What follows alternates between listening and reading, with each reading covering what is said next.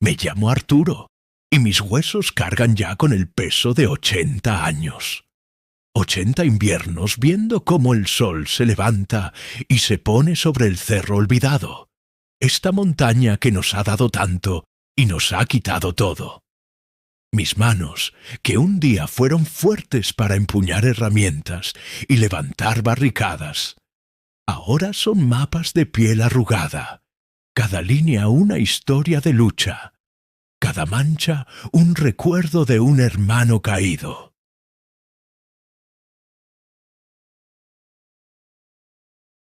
Estoy sentado aquí, en el porche de mi casa de adobe, la misma que construyó mi abuelo, y mientras el viento seco de la tarde arrastra el polvo rojizo de nuestra tierra, siento que el tiempo se me escapa como arena entre los dedos.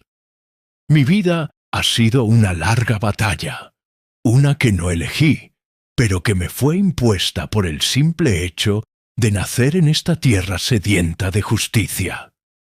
Luché por nuestro derecho al agua cuando las corporaciones extranjeras quisieron desviarla. Luché por nuestras escuelas, para que nuestros hijos aprendieran nuestra verdadera historia, no la que escribieron los vencedores con tinta de sangre.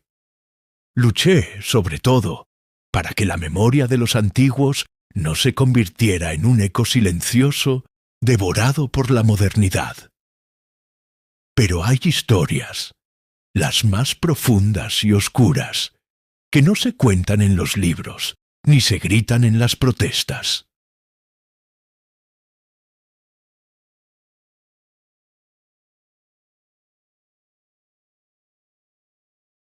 Son secretos que la propia tierra se niega a olvidar, y que a veces, en su infinita y terrible sabiduría, nos devuelve para que no cerremos los ojos.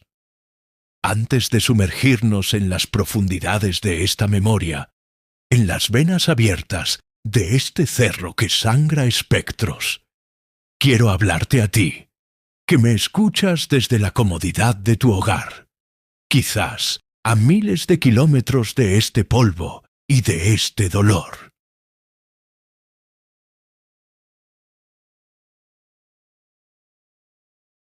Puede que hayas oído hablar de milagros en tierras lejanas, de santos europeos como esa niña, Bernadette Soubirous, cuyo cuerpo descansa en una urna de cristal en Francia, intacto, como si la muerte solo fuera un sueño para ella. La gente viaja para verla, para rezarle, para maravillarse ante un prodigio que parece desafiar las leyes de la naturaleza. Es una historia de fe, de divinidad.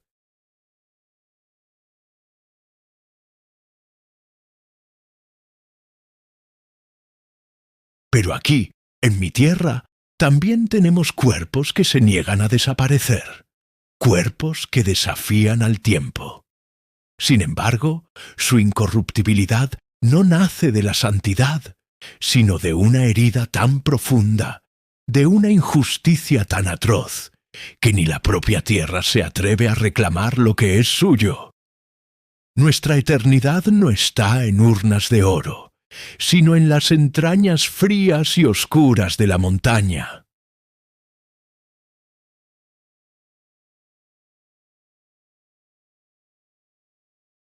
Si esta historia que estoy a punto de contarte, la historia de mi pueblo, de los masacrados, de los olvidados, resuena en tu alma, te pido un pequeño gesto.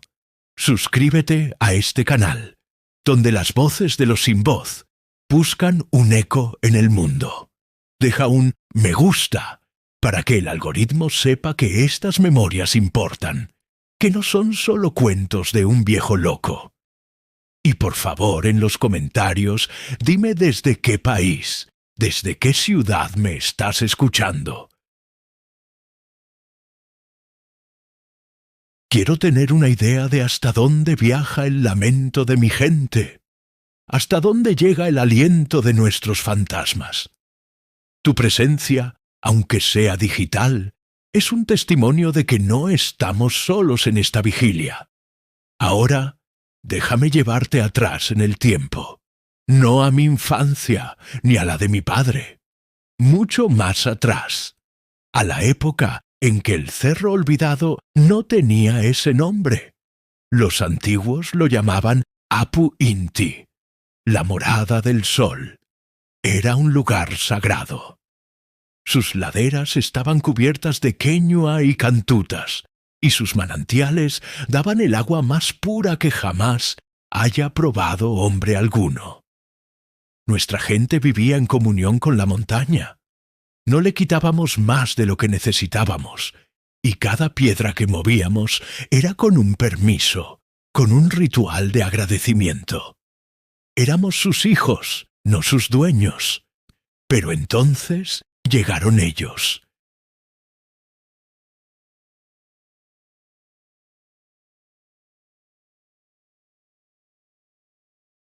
Vinieron desde el otro lado del gran mar, con la cruz en una mano y la espada en la otra, pero con la codicia brillando en sus ojos como una fiebre maligna.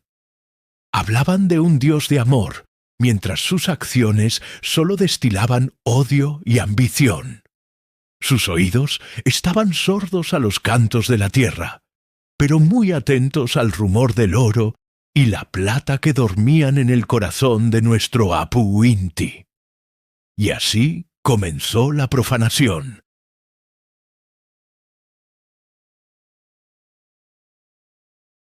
Lo que para nosotros era un ser vivo, para ellos era una roca muerta llena de riqueza. Lo que era sagrado, para ellos era un obstáculo. Y lo que éramos nosotros, sus hijos, para ellos éramos menos que animales, bestias de carga para arrancar las entrañas de nuestra propia madre. La primera masacre, la que lo manchó todo para siempre, ocurrió en la Quebrada de las Almas. Nuestros líderes, los amautas y los curacas, se reunieron allí para deliberar. Confiando en la palabra de un fraile que les prometió diálogo y respeto, acudieron desarmados. Fue una trampa. Los soldados los rodearon. El acero que había cruzado el océano probó por primera vez la sangre de nuestros sabios. No perdonaron a nadie. Hombres, mujeres, ancianos. Los cronistas de sus reyes escribieron que fue una batalla justa contra rebeldes paganos. Mentira.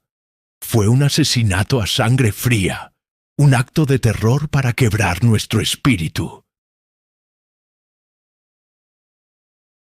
Mi tatarabuela sobrevivió porque era una niña, y su madre la escondió bajo un montón de ponchos ensangrentados. Ella me contó la historia que su madre le contó a ella. El silencio después de los gritos. El olor metálico de la sangre mezclándose con el aroma de las flores silvestres, y la mirada vacía de los muertos, con los ojos abiertos hacia un cielo que no les ofreció consuelo. Esa sangre se filtró en la tierra, se mezcló con el agua de los manantiales, se convirtió en parte del cerro. Desde ese día, Apu Inti comenzó a morir y nació el Cerro Olvidado. Los colonizadores trajeron a nuestros hombres encadenados. Los obligaron a cavar túneles, a abrir socavones, a perseguir las vetas de plata que eran como las venas de la montaña. Cada gramo de plata que se envió a Europa para adornar sus iglesias y llenar sus arcas estaba manchado con el sudor, las lágrimas y la sangre de mi pueblo. Los hombres morían por decenas.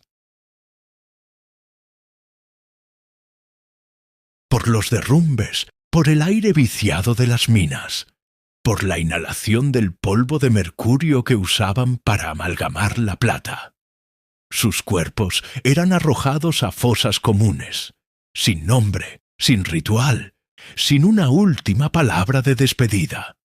Eran solo combustible para la maquinaria insaciable de la codicia. La masacre no fue un solo evento. Fue un proceso lento y sistemático que duró siglos. Nos arrebataron la tierra, la lengua, los dioses y la dignidad.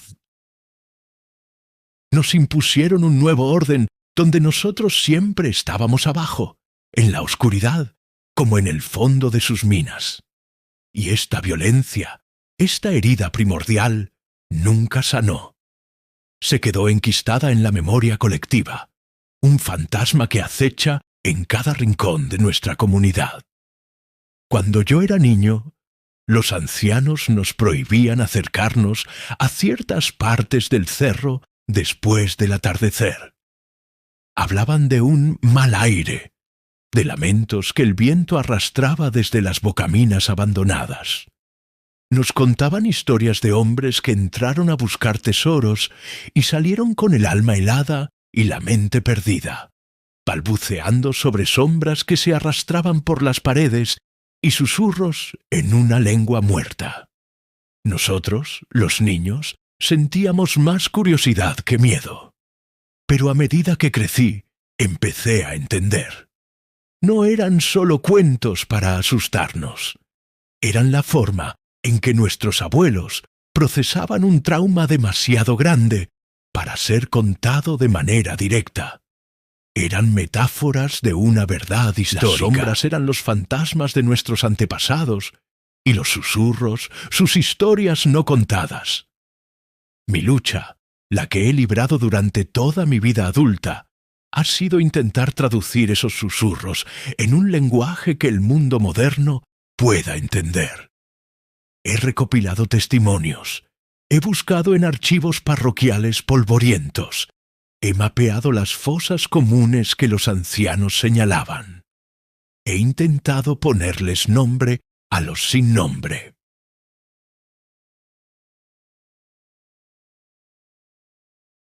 Pero es una tarea titánica, porque la historia oficial es una losa pesada que aplasta la verdad. Para ellos, nuestros muertos no son mártires, son estadísticas. La riqueza que extrajeron no fue un robo, fue desarrollo. La aniquilación de nuestra cultura no fue un genocidio, fue evangelización. Han tratado de borrarlo todo, de construir su presente sobre el cementerio de nuestro pasado. Pero como dije, la tierra tiene memoria. Y aquí, en Cerro Olvidado, la memoria es una fuerza terca y a veces aterradora. La masacre de la Quebrada de las Almas fue solo el principio. Le siguieron rebeliones ahogadas en sangre, castigos ejemplares, generaciones enteras nacidas y muertas en la esclavitud de la mita minera. Cada socavón, cada túnel de esta montaña es un monumento al sufrimiento. Cuando uno camina por ellos, no solo siente el frío de la roca, se siente algo más. Una opresión en el pecho, una tristeza que no es tuya, pero que se te pega al alma. Es el peso de miles de vidas truncadas, de sueños aplastados, de plegarias que nunca fueron escuchadas. Y es en este contexto, en esta geografía del dolor, donde comenzaron a ocurrir los extraños fenómenos que desafían toda lógica.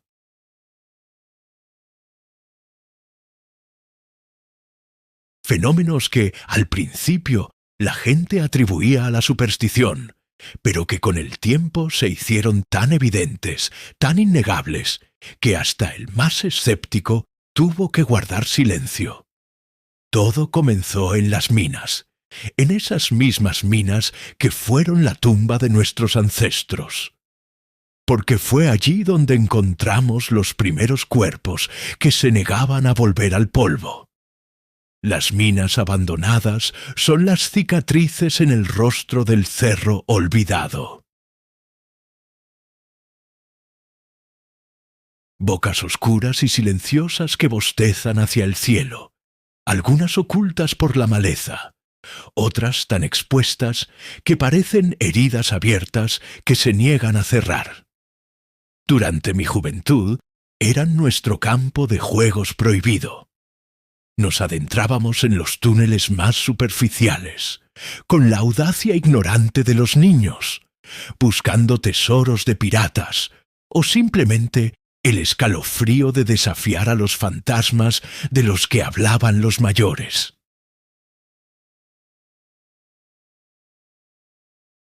Conocíamos sus nombres, nombres que supuraban historia y dolor: la desollada, el socavón del suspiro, la garganta del diablo. Nombres puestos no por los ingenieros coloniales, sino por nuestra propia gente, que bautizaba cada lugar con la emoción que le provocaba. Con los años dejé de verlas como un juego. Empecé a sentirlas como lo que eran: mausoleos industriales, tumbas verticales donde el eco de miles de vidas se había apagado. La primera vez que ocurrió fue hace unos 40 jóvenes años de la comunidad, llevados por la necesidad y las viejas leyendas de vetas olvidadas, decidieron aventurarse más profundo de lo que nadie lo había hecho en generaciones, en la mina conocida como San Cipriano, irónicamente nombrada como un santo. Estaban buscando pirita, el oro de los tontos, para venderla a los turistas. Se adentraron por un túnel secundario, uno que se había derrumbado parcialmente un siglo atrás y que todos daban por sellado. Pero un invierno de lluvias torrenciales había despejado la entrada. Después de horas de arrastrarse por pasadizos estrechos, sintiendo el aire cada vez más denso y helado, llegaron a una cámara que no aparecía en ningún mapa. Era una galería ancha, sostenida por puntales de madera de molle, que milagrosamente aún resistían. Y allí, a la luz temblorosa de sus linternas, los vieron. Al principio, pensaron que eran estatuas. Figuras humanas recostadas contra las paredes de la roca, cubiertas por una fina capa de polvo mineral. Eran mineros. Se notaba por sus ropas raídas, jirones de bayeta y ponchos toscos pegados a sus cuerpos. Había hombres y también niños, porque en la crueldad de aquellos tiempos, hasta los más pequeños eran forzados a trabajar en la oscuridad. Los muchachos se acercaron, el corazón martilleándoles en el pecho.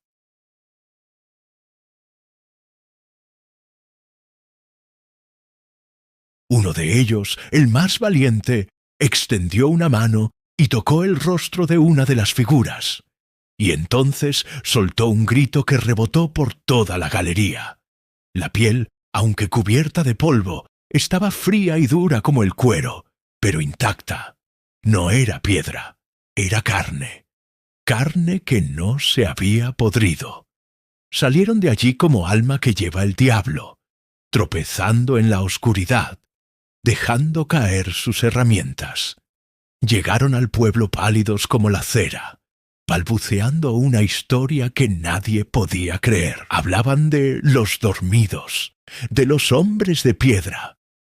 El cura del pueblo, un forastero que poco entendía de nuestras heridas, dijo que era histeria colectiva, una alucinación causada por los gases de la mina. Pero los ancianos, los que guardaban la memoria antigua, intercambiaron miradas graves. Ellos sabían que algo profundo y terrible se había despertado. Yo, que por entonces ya era un líder en la comunidad, organicé una expedición. Fuimos un grupo de hombres serios, armados con lámparas de carburo, cuerdas y el coraje que da la necesidad de saber. Volvimos a entrar en San Cipriano. El aire allí dentro era antinaturalmente frío, un frío que calaba los huesos, y un silencio absoluto, tan profundo que podías oír el latido de tu propia sangre en los oídos. Cuando llegamos a la galería, la escena nos dejó sin aliento.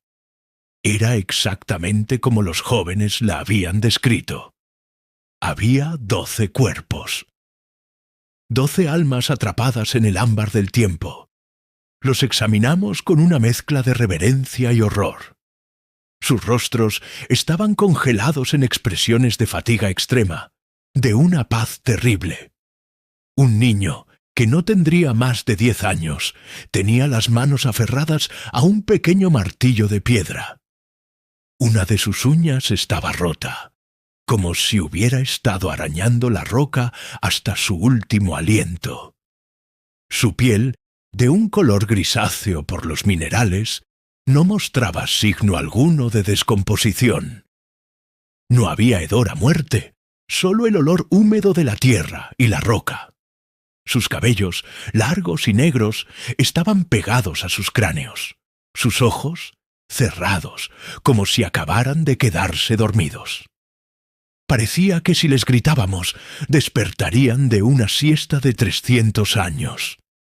Fue entonces cuando notamos los detalles. La roca, alrededor de ellos, tenía un color extraño, con vetas de un mineral verdoso que no habíamos visto en otras partes de la mina. Y el aire era puro, extrañamente respirable para estar a esa profundidad, como si algo lo estuviera purificando. El cura, que finalmente se había animado a acompañarnos, empezó a rezar en latín, hablando de milagros y de la voluntad de Dios. Pero yo, mirando esos rostros, no veía ningún milagro divino. Lo que veía era la manifestación física de una maldición nacida del dolor. Pensé en la historia de Santa Bernadette, esa pastorcita francesa. Su cuerpo incorrupto es visto como una señal de su pureza, de su conexión con el cielo. Se exhibe en una capilla, rodeado de flores y velas, como un trofeo de la fe. Pero nuestros cuerpos, nuestros santos anónimos, estaban escondidos en la oscuridad, en el mismo lugar de su suplicio. Su incorruptibilidad no hablaba del cielo, sino del infierno que vivieron. Era como si su sufrimiento hubiera sido tan inmenso, tan absoluto, que había alterado las leyes mismas de la naturaleza, como si su agonía hubiera impregnado sus células, petrificando su carne y negándole el derecho al descanso, al ciclo natural de volver a la tierra. No se habían descompuesto porque su historia no había terminado.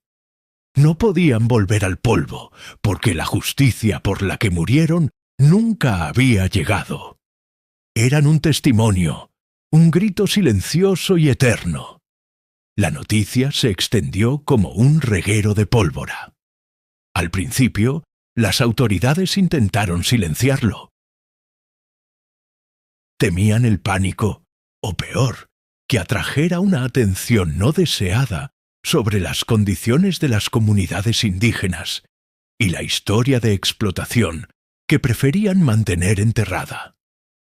Enviaron a un par de expertos de la capital, hombres de ciencia con trajes limpios que no entendían el lenguaje de la montaña. Tomaron muestras, midieron la temperatura, hablaron de concentraciones de arsénico y otros minerales que podrían haber actuado como conservantes naturales. Intentaron dar una explicación lógica, fría y científica a algo que trascendía su comprensión. Para ellos era un simple fenómeno químico, una curiosidad geológica. Para nosotros era la prueba viviente de nuestra tragedia. Intentaron llevarse uno de los cuerpos para estudiarlo en un laboratorio de la ciudad, pero la comunidad entera se levantó. Rodeamos la entrada de la mina. Mujeres, hombres, ancianos, niños. Hicimos una cadena humana y juramos que nadie tocaría a nuestros especímenes de museo. Eran nuestros abuelos, eran nuestra sangre y nuestra memoria.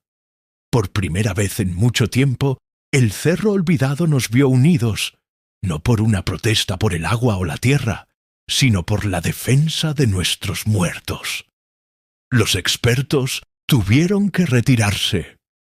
Decidimos, en asamblea, sellar la entrada a esa galería, no para esconderlos, sino para protegerlos, para que su sueño o su vigilia no fuera perturbado por la curiosidad morbosa del mundo exterior. Colocamos una puerta de hierro y solo los ancianos del consejo guardamos la llave. Se convirtió en un santuario, un lugar prohibido y sagrado. Y ese fue solo el comienzo. En los años que siguieron, se encontraron más cuerpos en otras minas.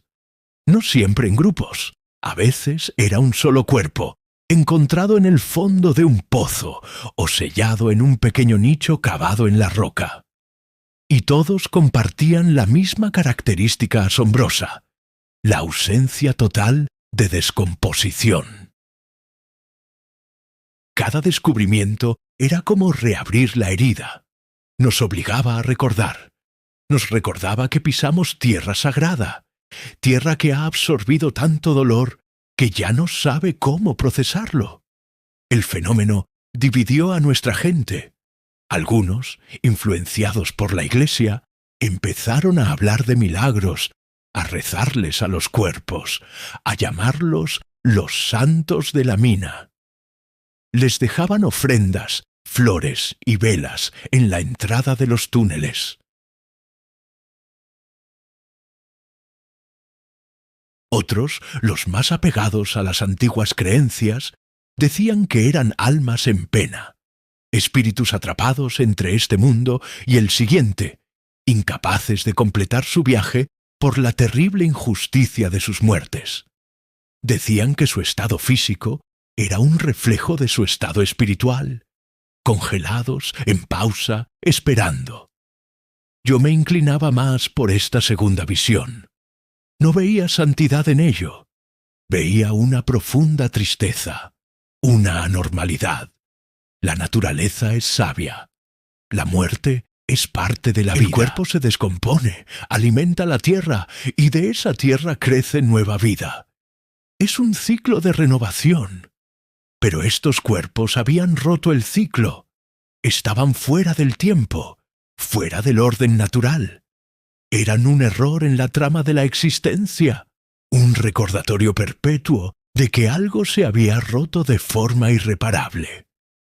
La incorruptibilidad de Santa Bernadette es una historia limpia, hermosa. Una niña pura que vio a la Virgen y cuyo cuerpo fue preservado por Dios como un signo de su favor. Es una historia que da consuelo. La nuestra no. Nuestra historia de incorruptibilidad es sucia, oscura y dolorosa. Está escrita en la roca, en el polvo mineral, en la explotación y en la masacre. No eleva la mirada al cielo, sino que la hunde en las profundidades de la tierra y en los abismos más oscuros del corazón humano. Nuestros santos no son de altar, son de socavón.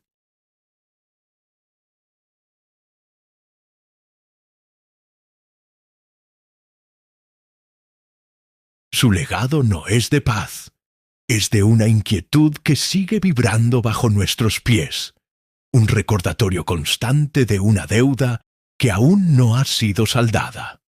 Si las minas son las heridas abiertas del cerro, nuestro cementerio es el jardín donde plantamos nuestros dolores.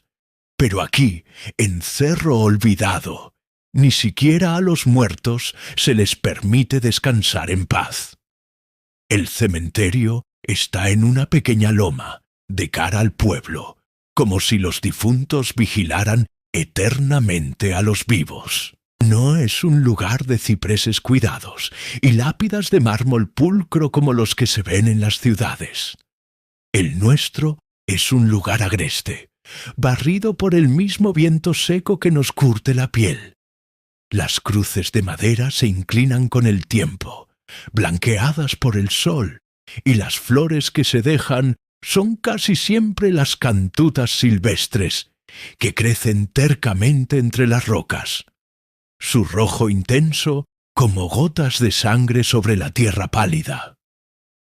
Durante generaciones, este fue el lugar del orden. La vida era un caos de lucha y sufrimiento, pero la muerte tenía sus reglas. Nacías, vivías, morías y eras enterrado aquí, en tierra sagrada bendecida por el cura, para esperar el juicio final. Era el único contrato que parecía respetarse. Pero entonces, la extraña enfermedad que afligía a la carne de los mineros muertos pareció contagiarse, de una forma inversa y aún más desconcertante, a los que descansaban en sus tumbas consagradas. Empezó con los mausoleos. En nuestro pueblo no hay muchos, solo las familias más antiguas, las que lograron amasar alguna pequeña fortuna comerciando, o las que descendían directamente de los capataces españoles, pudieron permitirse construir esas pequeñas casas para sus muertos. Eran estructuras de ladrillo y estuco, con pesadas puertas de hierro forjado y nombres grabados en la piedra. Los Valdivia, los Montenegro, los Soto. Familias que, de alguna manera, habían prosperado sobre la misma tierra que había consumido a nuestros antepasados. Es un fantasma más en este pueblo. El primer incidente ocurrió con el mausoleo de los Montenegro. Don Ricardo Montenegro había sido un hombre temido, dueño de la pulpería y prestamista. Murió de viejo, en su cama, y su funeral fue un gran acontecimiento. Lo enterraron en el mausoleo familiar, un nicho de cemento sellado con una gruesa lápida de granito. Su nombre y sus fechas fueron grabados debajo del de sus padres. Pasó un año. Como es costumbre, en el aniversario de su muerte, la familia fue al cementerio para celebrar una misa. Su viuda, una mujer altiva y devota, llevaba un ramo de lirios blancos. Llegaron al mausoleo, abrieron la pesada puerta de reja y se encontraron con algo que heló la sangre en sus venas. La lápida de granito que sellaba el nicho de don Ricardo estaba en su lugar, intacta. El cemento que la unía a la pared no tenía ni una sola grieta. No había señales de palancas, ni de martillos, ni de profanación alguna. Parecía tan sellado y seguro como el día en que lo colocaron. Pero algo estaba mal. Uno de los nietos, un niño, fue el primero en notarlo. A través de la pequeña cruz de vidrio, incrustada en el centro de la lápida, que servía más como adorno que como ventana, no se veía la oscuridad habitual. Se veía una extraña claridad. El hijo mayor de don Ricardo, un hombre tan pragmático y terco como su padre, trajeron herramientas. Un escalofrío. Con gran esfuerzo y sudor, rompieron el sello de cemento y retiraron la pesada losa. El interior del nicho estaba completamente vacío. No había ataúd, no había cuerpo, no había ni un trozo de tela, ni una astilla de madera, ni un hueso. Solo polvo acumulado y el olor a encierro y a nada. El ataúd de don Ricardo, con su cuerpo dentro, se había desvanecido. La viuda soltó un grito que, según cuentan, asustó a las palomas de la torre de la iglesia. El pánico se apoderó de ellos. ¿Cómo era posible? El mausoleo estaba cerrado con un candado cuya única llave la tenía la viuda. La lápida estaba sellada.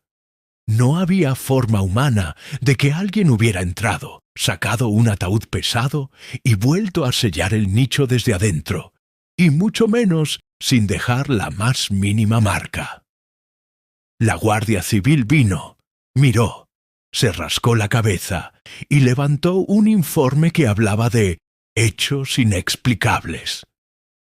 No podían poner robo, porque no había habido un robo. Había sido forzada. Simplemente estaba vacía. La gente empezó a susurrar.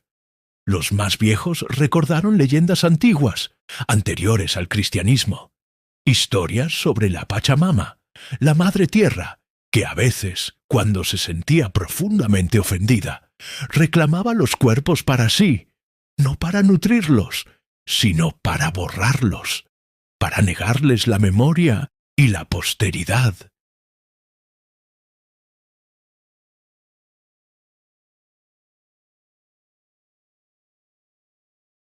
Otros, más temerosos de Dios, hablaban del diablo, de que el alma de don Ricardo había sido tan negra que Satanás mismo había venido a llevarse cuerpo y todo para que no contaminara la tierra santa del cementerio. Pero yo, cuando escuché la historia, sentí una conexión terrible y lógica con los cuerpos incorruptos de la mina. Era como si la propia tierra, el propio cerro, hubiera perdido el juicio, como si la balanza de la vida y la muerte se hubiera roto. En las entrañas de la montaña, la carne se negaba a desaparecer, aferrándose a una existencia antinatural, y aquí, en la superficie, en el lugar designado para el recuerdo eterno, los cuerpos se desvanecían en la nada. Una paradoja macabra. En un lugar, la materia sin espíritu. En el otro, un espíritu que se llevaba la materia consigo. Era como si el trauma de las masacres coloniales hubiera creado dos polos de una misma locura sobrenatural. La tierra, en su agonía, se había vuelto extremista. O se aferraba a la carne con una tenacidad eterna, o la repudiaba, la borraba por completo. Lo que vino después confirmó mis temores. Unos meses más tarde, la familia Valdivia fue a revisar su panteón. La bisabuela, doña Elvira, había sido enterrada allí hacía 5 años. Su nicho, también sellado, también fue encontrado vacío. Y luego otro y otro. Siempre era lo mismo. Mausoleos cerrados, tumbas selladas sin un rasguño, y dentro un patrón comenzó a emerger.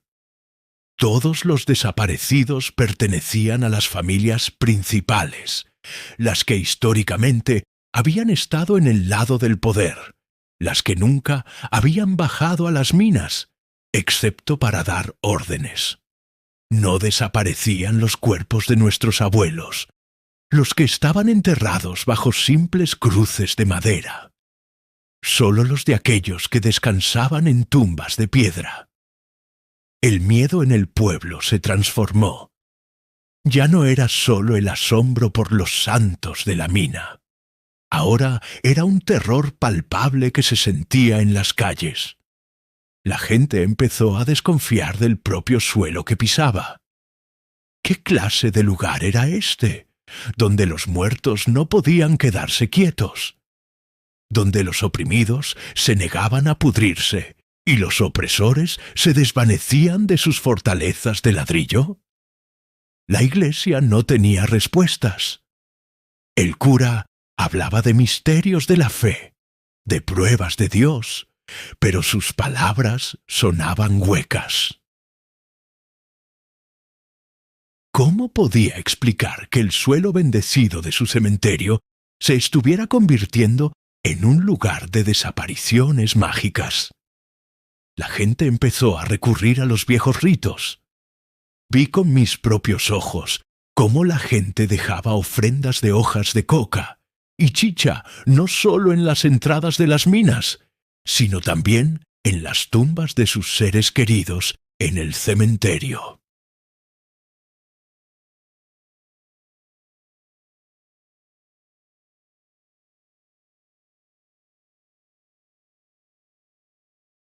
Realizaban rituales de protección, dibujando símbolos antiguos con ceniza en las lápidas, pidiendo a los apus, a los espíritus de la montaña, que protegieran a sus muertos, que no se los llevaran.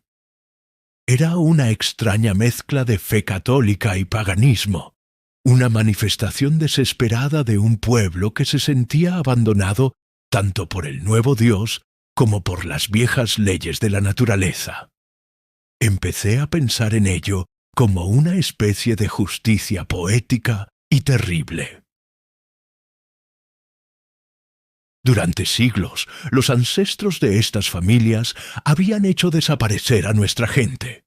Los hacían desaparecer en las minas, en las fosas comunes, en los registros históricos.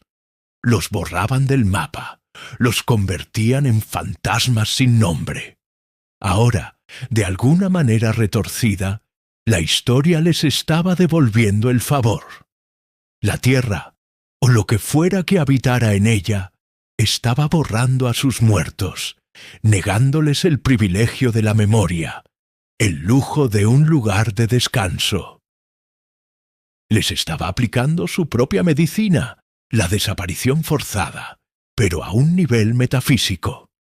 Y mientras los cuerpos de nuestros mineros permanecían, tercos y visibles, como un monumento imperecedero a la injusticia, los cuerpos de los otros se convertían en lo que ellos habían querido que fuéramos nosotros: un hueco, una ausencia, un eco de un nombre en una piedra que ya no contenía nada.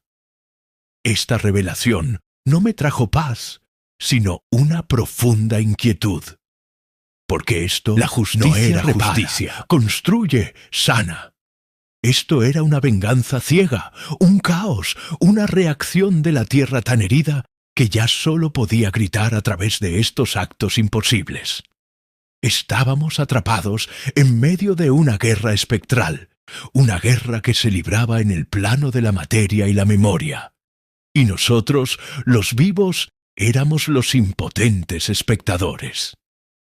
Ya no se trataba solo de historia o de lucha social. Estábamos enfrentando algo más. Algo que había despertado bajo nuestros pies y que estaba reescribiendo las reglas de la existencia, una regla a la vez, empezando por la más fundamental de todas, la que separa a los vivos de los muertos. La quietud de la tumba, esa promesa final de paz, se había convertido en una farsa en cerro olvidado. Cuando el mundo físico se vuelve loco, cuando la carne se niega a pudrirse y los huesos se desvanecen de tumbas selladas, los sentidos que te quedan empiezan a agudizarse, a buscar explicaciones en lo invisible. Dejamos de confiar solo en nuestros ojos y empezamos a prestar más atención a lo que oíamos o a lo que creíamos oír en los largos silencios de la puna. Y fue entonces cuando las voces comenzaron. No eran algo nuevo, en realidad. Como conté, los ancianos siempre hablaron de los lamentos que el viento arrastraba desde los socavones. Pero antes eran susurros lejanos, parte del folclore, del murmullo constante de un lugar antiguo. Ahora se volvieron más claros, más insistentes, como si los fenómenos de los cuerpos, los incorruptos y los desaparecidos, les hubieran dado la fuerza para atravesar el velo que separa su mundo del nuestro.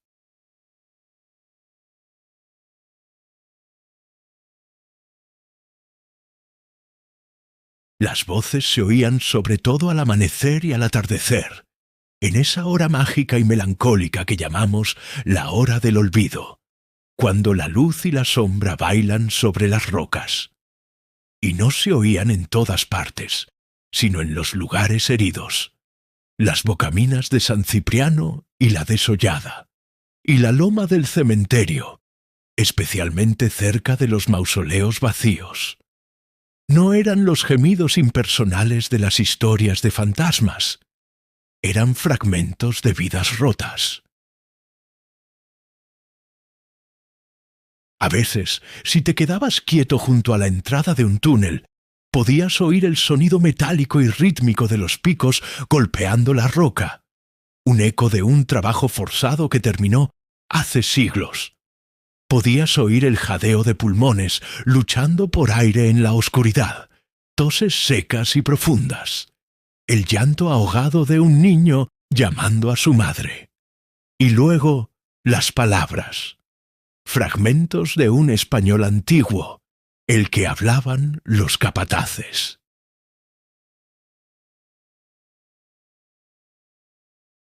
Órdenes crueles ladradas con furia. «¡Moveos, perros indios!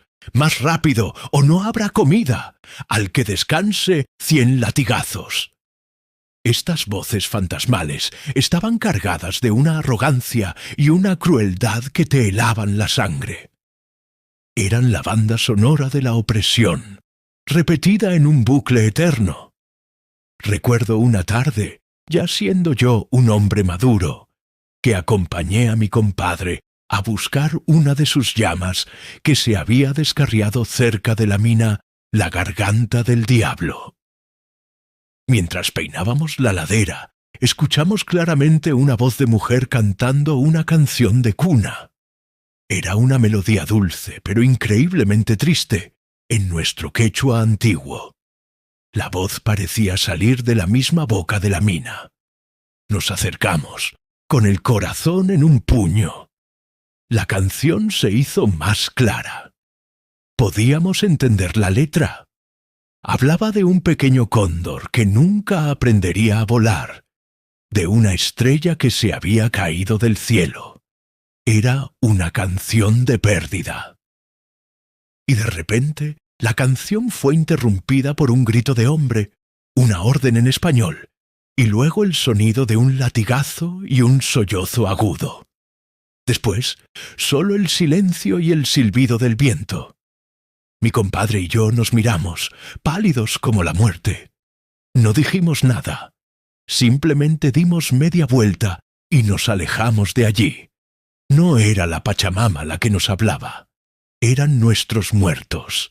Eran sus memorias atrapadas en la piedra.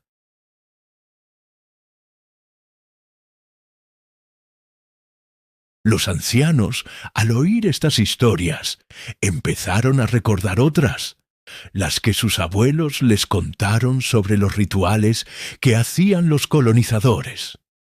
Contaban que cuando una veta de plata se agotaba, o cuando había un gran derrumbe que mataba a muchos mineros, los españoles realizaban extrañas ceremonias. No eran misas católicas, eran algo más oscuro. Traían a un fraile, sí, pero sus rituales parecían una mezcla perversa de su religión y de las creencias que intentaban erradicar. Hablaban de sellar la boca de la montaña, de apaciguar la codicia de la tierra.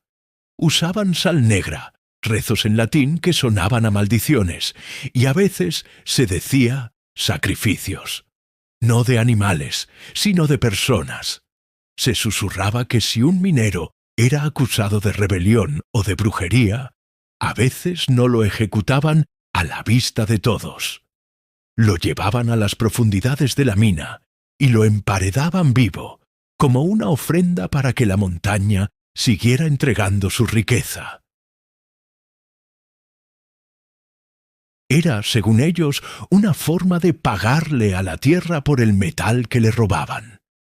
Y al hacerlo, creían que el espíritu del minero sacrificado quedaría atrapado allí para siempre, como un guardián espectral. También hablaban de las maldiciones. Cuando nuestra gente se rebelaba, como en la gran sublevación de Túpac Amaru, la represión era brutal. No solo mataban los cuerpos, sino que intentaban matar el espíritu.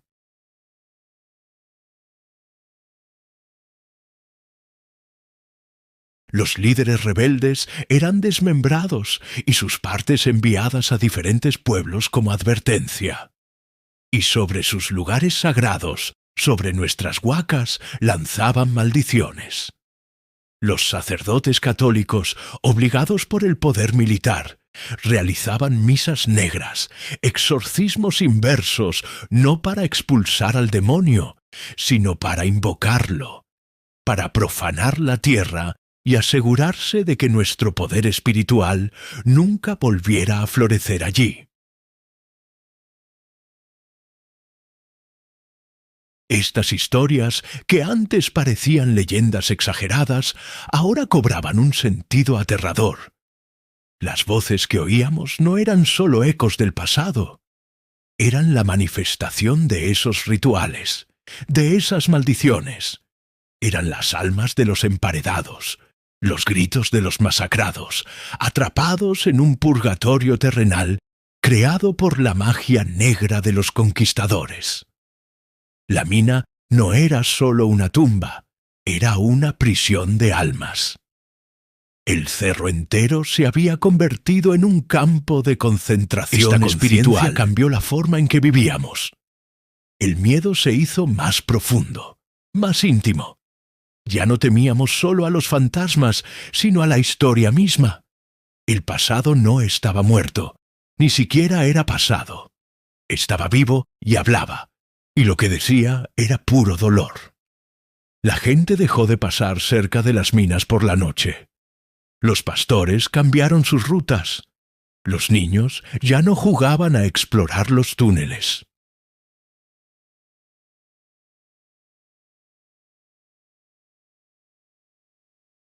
El silencio del pueblo después del anochecer se hizo más pesado, cargado de sonidos que todos oían, pero de los que nadie se atrevía a hablar en voz alta. Los sonidos del cementerio eran diferentes. No eran ecos de violencia, sino de tristeza.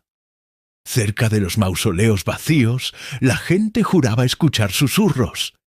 El nombre del difunto, repetido una y otra vez, como si alguien lo estuviera llamando desde muy lejos.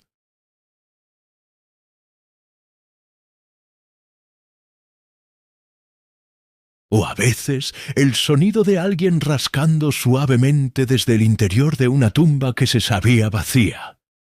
Era como si el espíritu del desaparecido estuviera tratando de volver a su lugar de descanso, pero no pudiera encontrar su cuerpo, llamándolo, buscándolo en la oscuridad. Era una tortura auditiva, una manifestación del limbo en el que parecían haber caído. Un día, una de las nietas de don Montenegro, el primer desaparecido, fue a dejar flores en el mausoleo vacío. Era una joven que había estudiado en la ciudad y no creía en estas supersticiones. Mientras estaba allí, escuchó claramente la voz de su abuelo llamándola por su nombre. Dijo que la voz no sonaba como un eco, sino que parecía estar justo a su lado, susurrándole al oído.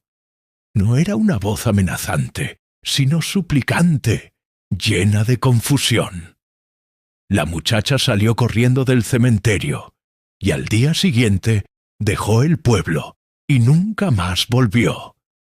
Las voces nos estaban volviendo locos, nos hacían dudar de nuestra propia cordura. ¿Lo estábamos imaginando? ¿Era el viento jugando trucos en las rocas? ¿O estábamos realmente escuchando a los muertos? Yo creo que la verdad es más compleja. Creo que el sufrimiento extremo, la violencia y el odio son formas de energía.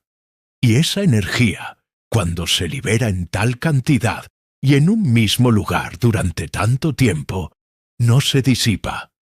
Impregna el entorno, se graba en las piedras, en la tierra, en el aire. El cerro olvidado no está embrujado por fantasmas en el sentido tradicional. El cerro entero es el fantasma. Es una entidad herida que revive su trauma una y otra vez. Las voces, los cuerpos incorruptos, las desapariciones, son los síntomas de su fiebre, las pesadillas de su sueño intranquilo. Los colonizadores, con sus rituales y maldiciones, no hicieron más que añadir una capa de veneno a la herida. No solo nos mataron, sino que intentaron encadenar nuestras almas a la escena de la arrogancia. No se dieron cuenta de que al maldecirnos a nosotros, maldecían también la tierra de la que querían seguir extrayendo riqueza, y en última instancia se maldecían a sí mismos. Porque ahora Eran las almas de sus propios descendientes las que no encontraban reposo.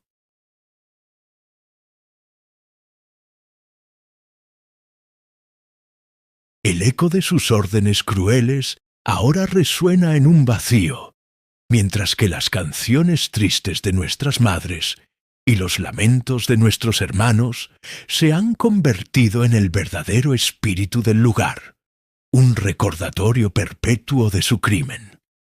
Las voces espectrales nos obligaron a vivir en dos realidades al mismo tiempo. El presente, con sus luchas cotidianas por la supervivencia, y un pasado sonoro y eterno que se negaba a callar. En medio del caos de cuerpos que no morían, tumbas que se vaciaban y voces que no callaban, empezamos a buscar respuestas, no en el cielo ni en el infierno, sino en la propia roca, en el testimonio mudo de la montaña. Si las voces eran los ecos de sus almas, y los cuerpos su presencia física, tenía que haber algo más, una crónica, un mensaje dejado para los que vendrían después. Y lo encontramos.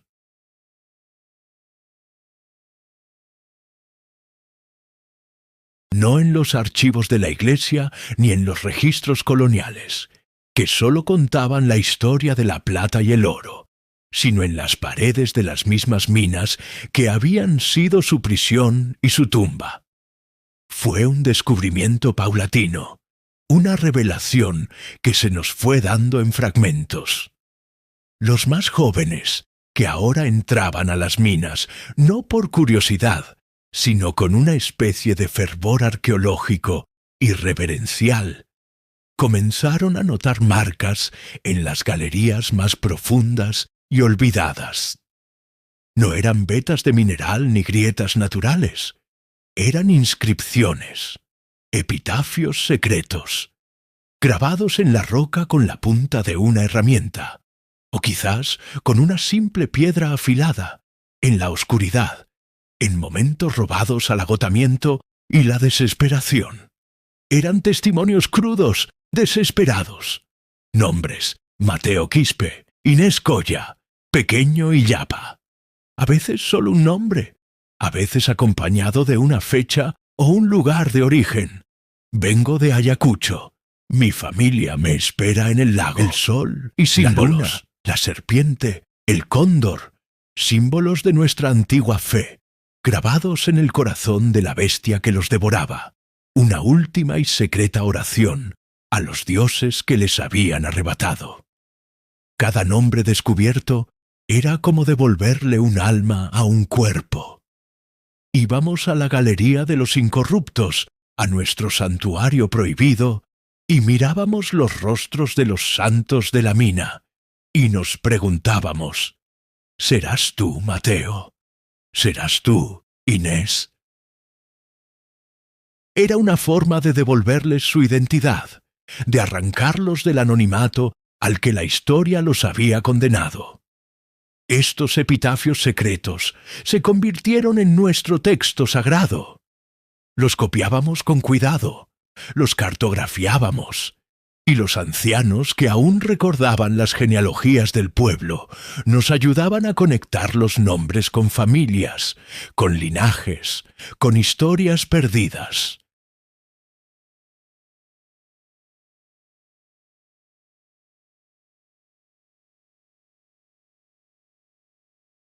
Descubrimos que muchos de los mineros no eran de aquí, sino que habían sido traídos a la fuerza desde regiones lejanas, muriendo a cientos de kilómetros de sus hogares.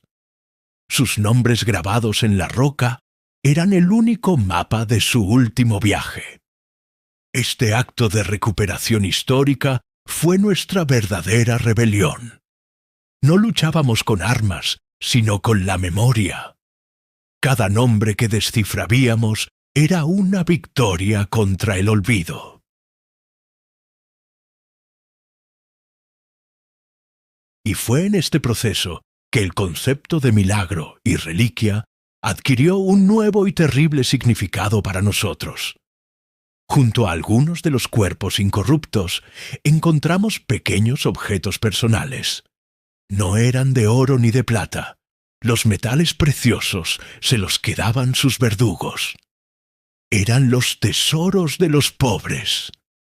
Una pequeña cuenta de madera pulida por el roce de los dedos, un trozo de cerámica con un dibujo geométrico, una pluma de cóndor cuidadosamente guardada en un doblez de la ropa. La gente del pueblo empezó a ver estos objetos como reliquias, pero no eran como las reliquias de los santos católicos, de las que se dice que curan enfermedades o traen buena fortuna. Nuestras reliquias eran diferentes. Eran reliquias malditas, o quizás bendecidas con el don terrible de la verdad.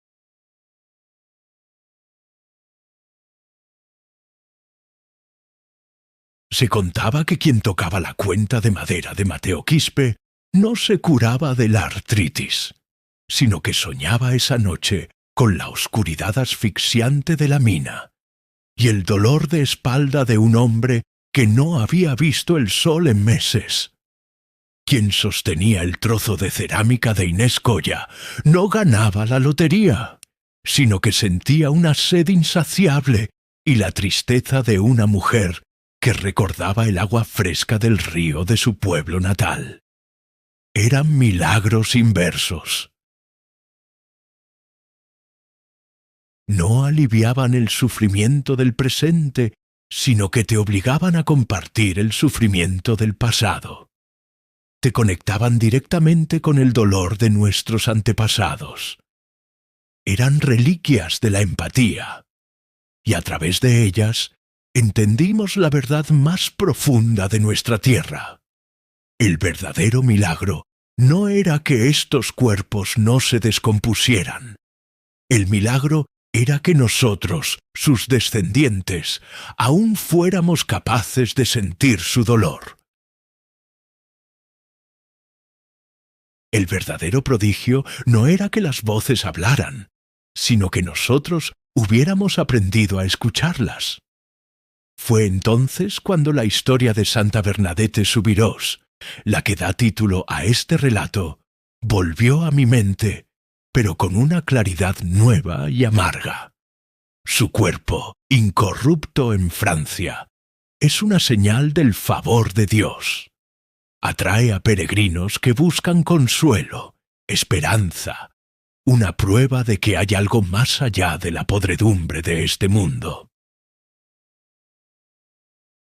Es un milagro que sirve al poder, que refuerza la fe en una institución que, aquí en mi tierra, fue cómplice de la masacre. Su cuerpo intacto es una historia de éxito celestial. Pero, ¿y nuestros cuerpos intactos? ¿Por qué su incorruptibilidad es un signo de santidad y la nuestra es una anomalía, una curiosidad macabra, una maldición? La respuesta es tan simple como brutal, porque su santa es blanca y europea. Sus milagros son limpios. Nuestros santos anónimos son indios, sucios de tierra y de sangre. Nuestra eternidad no nació de visiones celestiales, sino de la explotación y la violencia. Su milagro consuela al mundo. El nuestro lo acusa. Nuestra incorruptibilidad no es un mensaje de esperanza divina. Es una prueba forense que se niega a desaparecer. Es la evidencia del crimen, perfectamente conservada.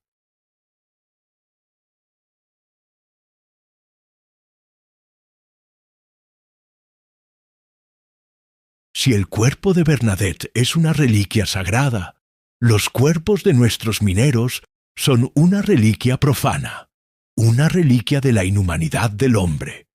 Y ahí radica la maldición y el milagro de Cerro Olvidado.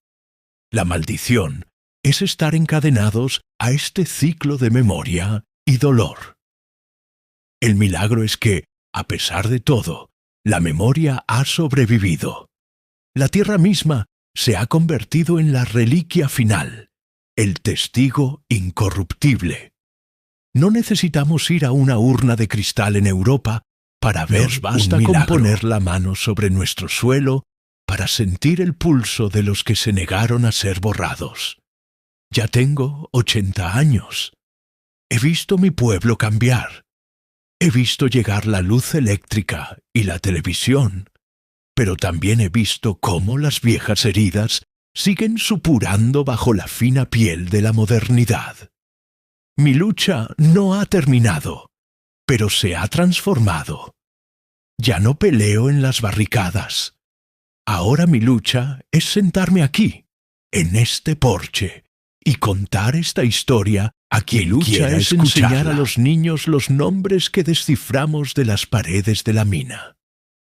Mi lucha es explicarles que las voces que a veces oyen en el viento no son para asustarlos, sino para recordarles quiénes son y de dónde vienen. No hemos obtenido justicia en los tribunales del hombre. Probablemente nunca la obtengamos. Pero hemos logrado algo más importante. Hemos recuperado a nuestros muertos. Les hemos devuelto sus nombres. Hemos escuchado sus historias. Los cuerpos de la mina ya no son los dormidos o los hombres de piedra. Son Mateo, son Inés, son Illapa. Los mausoleos vacíos ya no son solo un misterio aterrador. Son un recordatorio de que la injusticia crea un vacío que ni la muerte puede llenar. Y las voces espectrales ya no son solo ruidos fantasmales. Son el coro de nuestra historia. Esta es la herencia de Cerro Olvidado. Una herencia pesada, hecha de carne incorrupta y tumbas vacías, de ecos de dolor y epitafios secretos. No es una historia fácil, pero es la nuestra. Y es una historia que, al igual que los cuerpos de nuestros mineros, se niega a volver al polvo.